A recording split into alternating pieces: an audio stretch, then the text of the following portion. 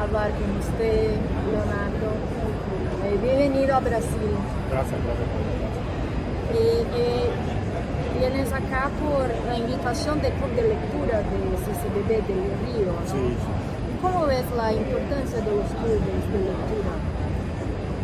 Mira, yo creo que los clubes de lectura son como un refugio importante para el acto de leer. Muchas veces uno encuentra en estos clubes, sobre todo personas de la tercera edad, muchas mujeres, que llegan a un momento de su vida en que tienen tiempo. Y en lugar de irse a los mercados, a los malls, a ver vidrieras, pues se reúnen y leen libros. Yo creo que eso es mucho mejor, una manera mucho mejor de utilizar el tiempo. No, creo que eso es importante y hay todo tipo de personas, La mayoría, esto de que son personas mayores, muchas veces depende también de un elemento económico. Y es que a veces los jóvenes no tienen dinero suficiente para comprar libros, porque los libros son caros y los jóvenes no tienen mucho dinero. Y estas personas, sobre todo en Europa, que están jubilados, que tienen alguna posibilidad, pues compran libros y organizan estos clubes de lectura. Entonces yo, siempre que me invito a un club de lectura y puedo, pues trato de estar. ¿Y cómo son los clubes de lectura en Cuba? ¿Hay una tradición? No, en Cuba prácticamente han desaparecido porque la vida cubana se ha complicado mucho. La vida cotidiana es muy difícil. Ahora mismo se están publicando muy pocos libros en Cuba, no hay papel, se están publicando muy pocos y la gente lee donde puede y como puede. Pero no existe en estos momentos este tipo de organización y de manera visible. Puede ser que haya algún grupo por alguna parte que lo haga, en una casa de la cultura o algo así, pero no es lo más común. ¿Cómo se espera que sea la reunión del club mañana? Mira, vamos a hablar del hombre que amaba a los perros, vamos a hablar de esta novela que ha tenido aquí en Brasil un largo recorrido, y bueno, hablaremos de lo que los lectores quieran. A mí me gusta en los clubes de lectura hacer un poco lo que siempre, la escritura que uso. Hago una pequeña introducción y después les digo, hablen ustedes, porque me gusta oír los lectores lo que dicen y siempre aprendo algo, porque yo creo que un libro no está completo hasta que alguien lo lee. Tú lo escribes y cuando escribes lo que estás haciendo es una propuesta y esa propuesta la completa el lector, la completa con su sensibilidad, con su inteligencia, con su información, con el momento de su vida en que lo lee. Siempre se dice que, por ejemplo, el Quijote hay que leerlo 3 veces en la vida, hay que leerlo a los 20, a los 40 y a los 60 años y se lee 3 libros distintos, porque la experiencia de la vida lo hace que uno también sea un lector diferente, porque es una persona diferente. Y bueno, creo que esto es importante, ir a los lectores porque siempre te pueden aportar. ¿Y ha habido alguna opinión, sus libros, pero especialmente del hombre que amaba los perros, que te sorprendió o que lo aprendió más? Mira, hubo sobre todo una opinión que para mí fue muy importante. En Cuba la historia de Trotsky prácticamente era desconocida. Fue la misma política que se aplicó en la Unión Soviética. Trotsky no existía.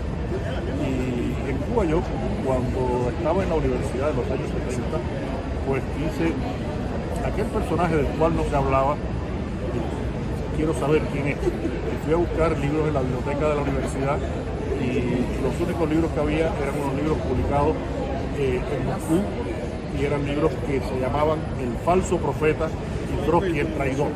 Es decir, que aquello era, en fin, que ese desconocimiento, un desconocimiento programado, una desinformación programada, existía en la sociedad cubana. Y cuando se publica El hombre que amaba a los perros, mucha gente leyó el libro y no solamente aprendió algo sobre la vida de Trotsky, sino aprendió sobre el proceso que tenía que ver con la perversión de la utopía. Porque yo creo que el momento en que se produce el asesinato de Trotsky es el punto de no retorno de esa perversión. Habían ocurrido muchos hechos en la Unión Soviética, la hambruna en Ucrania, la colectivización de la tierra, los procesos de Moscú, pero de todo eso se sabía poco. Y el asesinato de Trotsky ocurre en México, es una figura muy conocida y eso le da otra dimensión. Por eso yo creo que es el punto de no retorno.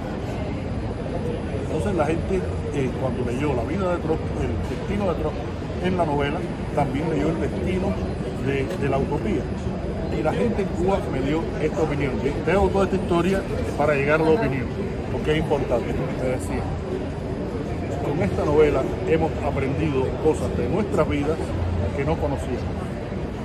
Estamos entendiendo cosas de nuestras vidas que no sabíamos. Porque Cuba, como sabes, es un país socialista en que se aplicó esa misma política soviética, se aplica todavía esa política soviética, y el libro pues le dio a esta gente que no conocían ese fenómeno de una manera profunda, la fundamentación de lo que estaban viviendo. Esa fue una opinión muy importante. Sí, esto es muy importante porque tu libro habla de muchos países, de muchos lugares diversos y de Cuba también. No, el libro, fíjate, si esta novela lo hubiera escrito un autor argentino, o un brasileño, o un mexicano, o un español, por hablarte de gente cercana culturalmente, habría sido completamente distinto. ¿Por qué? Porque les hubiera faltado la experiencia de haber vivido en un país de socialismo real. Por eso esta novela, la historia empieza en Cuba, va a la Unión Soviética, a España, a México, a Francia, pero regresa a Cuba, sale de Cuba y regresa a Cuba, porque verla desde Cuba es lo que le da su característica más definida. Iba a decir especial, pero no es la palabra, es más definida, porque habla también de una experiencia personal. No habla, esta no es una novela histórica, es una novela que busca en la historia la explicación de un presente que hemos vivido. Y eso yo creo que ha sido una de las claves de por qué esta novela ha tenido ese recorrido. Y aquí específicamente en Brasil. Brasil es un país muy político. América Latina en general es un continente muy político, pero Brasil es un país muy político en el que la gente, aunque no viva de la política, tiene opiniones políticas y le gusta tener información sobre los fenómenos políticos. Y entonces este libro pues encontró aquí en Brasil un contexto cultural muy propicio para su lectura y fue bueno, el que me abrió las puertas de Brasil. Yo había publicado ya con la compañía Las Letras, que es una gran editorial, con Saraiva, que es una gran editorial, varios libros, y había vendido 2.000 ejemplares, algo así. Y bueno, nos fuimos a Boitempo, que nunca había publicado ficción, y mira lo que pasó, se abrieron las puertas de este país que ayer yo venía en el avión desde Panamá y veía el mapa de cómo el vuelo atraviesa y todo. Que Brasil es muy grande, es muy grande. ¿Y te esperabas este suceso? No lo esperaba y ha sido una gran satisfacción realmente. Me pasa aquí en Brasil, el señor que se me acaba de acercar para hacerse una foto, que yo leí Hombre Quemado Cachoso, y voy por la calle y la gente me para y le comentaba a tu colega anterior con el que la gente aquí en Brasil no solamente te habla y te mira a los ojos, sino que además te toca, porque los brasileños tienen, es muy bonito, ha sido una experiencia muy importante para mí como escritor, y de esa relación con unos lectores cercanos, porque la cultura cubana y la cultura brasileña son muy cercanas en muchos puntos, pero es un lector que es diferente a un lector cubano, porque bueno, son contextos culturales diferentes. Sí, sí, sí. Porque en el libro no habla solamente de Trotsky, habla también de su asesino. ¿Por qué te fascinó en ese personaje? Ese es un personaje muy representativo, muy trágico por una parte y muy representativo por otra, de cómo los seres humanos pueden ser fanatizados por una idea. Hay pocos conceptos mentales que se parezcan más que la religión y la ideología, porque te dicen lo que tú tienes que creer, no te dejan espacio para que tú creas. Te dicen, esto ocurrió de esta manera, esto funciona de esta manera y tienes que aceptar. Y Mercader aceptó esa ideología y se convirtió en un asesino a sangre fría. Imagínate, Paula, cualquiera que oiga esto, que vea esto, imagínate acercarse por detrás a un hombre de 70 años con un pico de alpinista de los mire, un hombre de 30 años, un hombre de 70 años, y clavarle ese pico en la cabeza. Es una cosa de un nivel de crueldad, y lo estaba haciendo porque creía que con eso estaba ayudando al desarrollo de la humanidad. No estaba matando a un hombre porque le tenía odio, porque le había pegado a su mamá, porque no le gustaba, lo estaba haciendo por una idea. Y eso me parece fascinante por lo trágico que es, porque eso ha ocurrido tantas veces en la historia de la humanidad. Ahí está de una manera muy evidente, pero recuerda cuando quemaban a alguien en la hoguera porque era un hereje, de cierta forma ocurría lo mismo, era por una idea. Entonces, yo no sé si el hombre ha progresado con el progreso de la ciencia, de la tecnología, de las sociedades. No sé si la condición humana ha mejorado, pero lo bueno y lo peor, lo bueno y lo malo de la condición humana es lo que yo trato de reflejar en mis novelas, y en el caso de Mercader ese elemento era muy visible.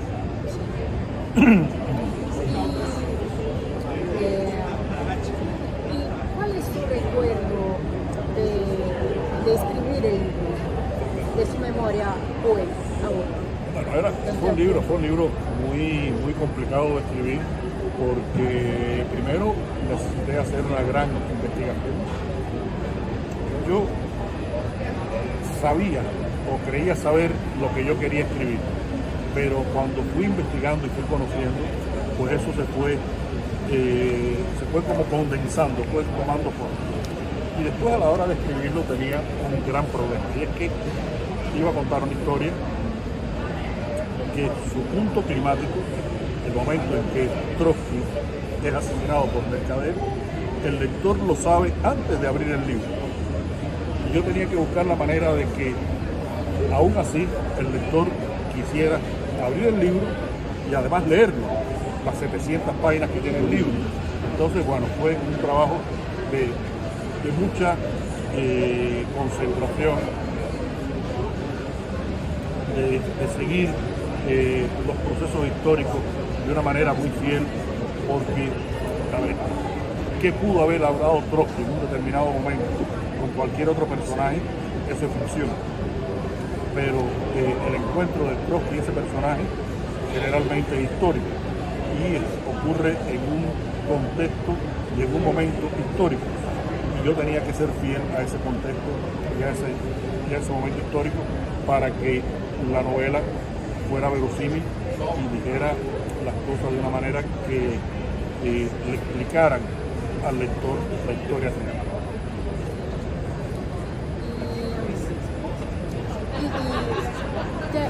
Hay algo de romance noir, ¿no? del misterio. Sí. No, yo creo que la estructura de la novela policial es una escritura que sigue funcionando.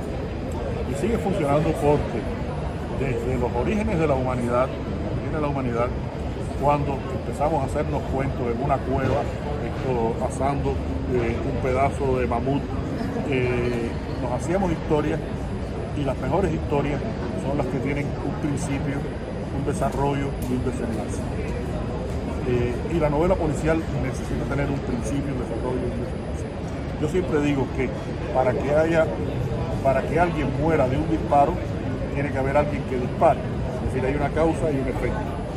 Y eso ocurre en toda la estructura de la novela policial. Y por eso es que yo también escribo novelas policiales, porque tiene esa estructura en la que me permite hacer un ejercicio que a mí me interesa mucho, que es contar algo. Yo escribo para contar algo. Y en esta novela, pues bueno, pude utilizar esos recursos de la novela policial sin ser una novela policial. Y esto ocurre en casi todos mis libros. Cuando hayas leído Como polvo en el viento, ocurre lo mismo. La novela de mi vida ocurre lo mismo, porque es una estructura, como te digo, que tiene una línea dramática que se va desarrollando y que hay momentos, esto en la escritura de guión se llaman puntos de giro, que son momentos dramáticos en que la historia se tuerce de alguna forma y avanza, ¿no? Entonces eso es importante llevarlo a la lectura. Yo no creo que al lector haya que ponerle en la primera página una alfombra roja para que se deslice fácilmente hasta el final del libro. Tú tienes que ponerle la alfombra roja, pero un poquitico más adelante tienes que ponerle una dificultad, un obstáculo que él necesite pensar para poder continuar. Porque creo que la literatura es un ejercicio, como te dije ahorita, que se completa con la lectura. Y el lector tiene que pensar. Y el lector piensa y tienes que escribir para el lector inteligente. No puedes escribir para el lector complaciente, para el lector aburrido, para el lector que le da lo mismo leer un libro que otro, que ya hay menos cada vez de esos lectores. Hay lectores que leen mala literatura porque es la que leen, y otros lectores que quieren leer buena literatura, y son los lectores a los que tú tienes que convencer. Siempre el escritor hace una propuesta y esa propuesta tiene que convencer a quien la recibe, que es el lector. Y Boitempo ha lanzado un libro más reciente en Brasil sobre qué es el libro. Y hemos hablado poco de esa novela en estas entrevistas. Persona Decente, bueno, la publiqué hace 2 años en España, ya tiene varias traducciones. Yo regreso ahora de Brasil a Cuba y me voy a Alemania a presentar la edición en alemán. Es una novela que ocurre en 2 momentos históricos que aparentemente no se parecen, pero que van a tener una relación conceptual. Por una parte, alrededor de 1910, la figura de un proxeneta histórico real que se llamó Alberto Yarini, el más famoso de la historia de Cuba, y una serie de crímenes de unas prostitutas que ocurren en La Habana. Es un momento histórico muy complicado porque son los primeros años después de la independencia. Cuba es un país independiente a partir de 1902. Se ha producido una intervención militar norteamericana, después se produce otra intervención en 1906 y es un país muy descentrado, pero que a la vez está entrando muy rápidamente en la modernidad. Los norteamericanos traen el tranvía, el teléfono, traen la taza de inodoro, fue el símbolo de la modernidad, del avance. Hay una relación que siempre ha sido muy complicada entre Cuba y los Estados Unidos. Y una segunda historia que ocurre en 2016, la fecha en la que el presidente Barack Obama va a visitar Cuba. Ahí se producen 2 asesinatos de un personaje, el primero un personaje que estuvo relacionado con la represión cultural en Cuba en los años 70, un personaje muy turbio,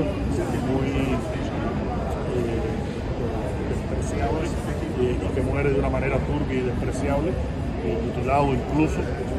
Y mi personaje de Mario Conde debe investigar ese crimen porque aunque no es policía, en ese momento todos los policías están en función de que viene Obama a Cuba y hay que garantizar la seguridad y que nadie vaya a salir a la calle con un cartel o algo.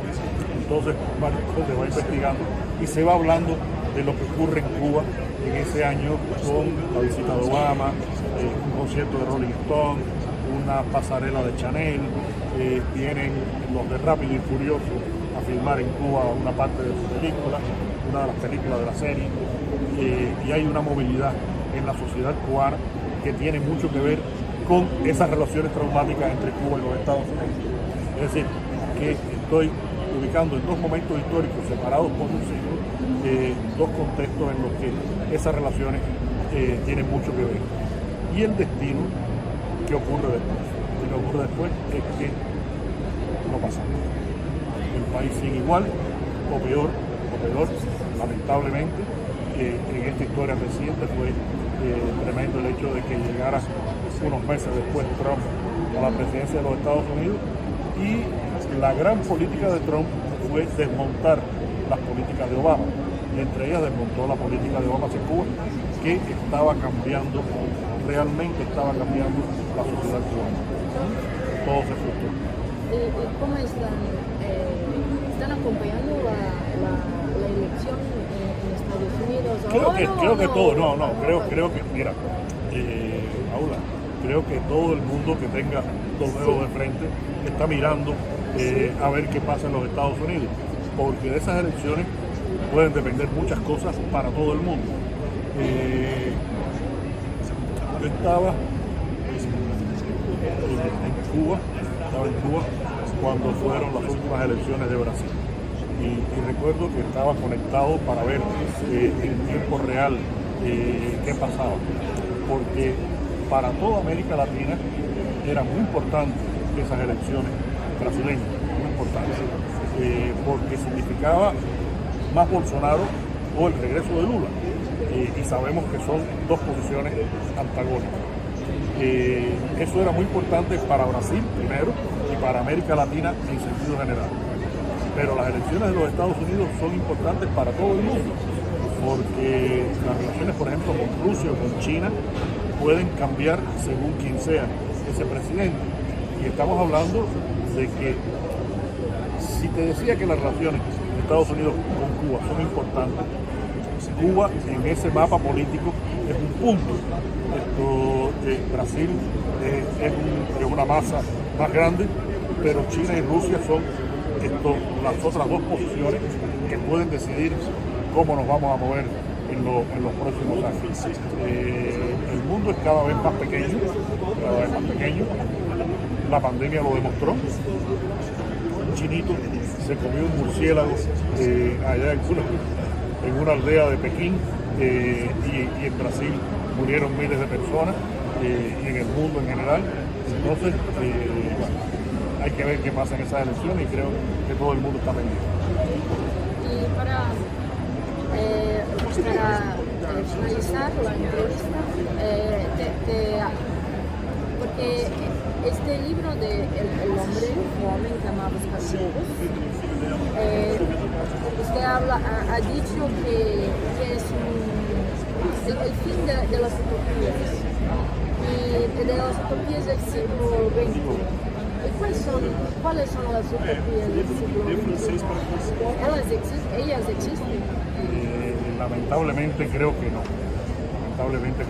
Estamos viviendo un momento en el que se están produciendo muchos acontecimientos en muy poco tiempo, o están ocurriendo a una velocidad mayor en el tiempo. Y ahora mismo, por ejemplo, hace unos días hubo una reunión muy importante en Beijing de los países africanos y China. Se está produciendo una colonización china en África, que es un fenómeno tremendo, porque a lo mejor no son tan crueles como los colonizadores europeos del siglo XVI y XVII, pero al final se proponen lo mismo, es llevarse la riqueza de esos países y el obrero africano que trabaja en una compañía china a lo mejor vive mejor que el obrero africano de estos momentos, pero de todas maneras va a ser una persona explotada. Es decir, que se ha perdido la posibilidad de pensar en ese mundo mejor. El fenómeno de la inteligencia artificial está también funcionando ha pasado algo, Paula, en estos momentos.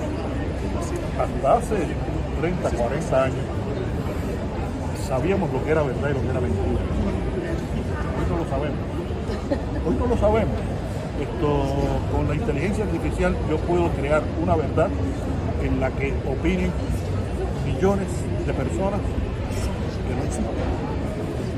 Y las otras millones de personas que lo leen, cuando ven lo que esos millones de personas que no existen dicen, pues empiezan a creer en eso.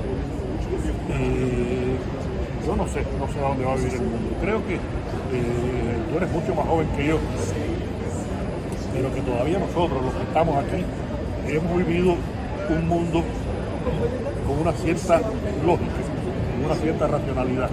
Dentro de 20 años, porque todo va a mucha velocidad, vamos a vivir en un mundo en el que no se sabe nada, porque si no sabes lo que es verdad o lo que es mentira, pues no sabes nada. Entonces, estoy realmente muy preocupado por lo que puede ocurrir por el futuro. No quiero ser catastrofista ni dar un mensaje cataclísmico en esta entrevista, pero tú me preguntas y tengo que decirte realmente lo que pienso. Sí. Entonces yo, con esta opinión apocalíptica, nosotros finalizamos la entrevista. Pero bueno, de todas maneras creo que todavía existe la literatura, existen los lectores, existen las ferias del libro y nos quedan todavía muchos recursos para poder seguir viviendo y creyendo en que es posible mejorar las cosas. Muchas gracias. Muchas gracias. Gracias. Mucho gusto. Lean los libros de Leonardo Padura.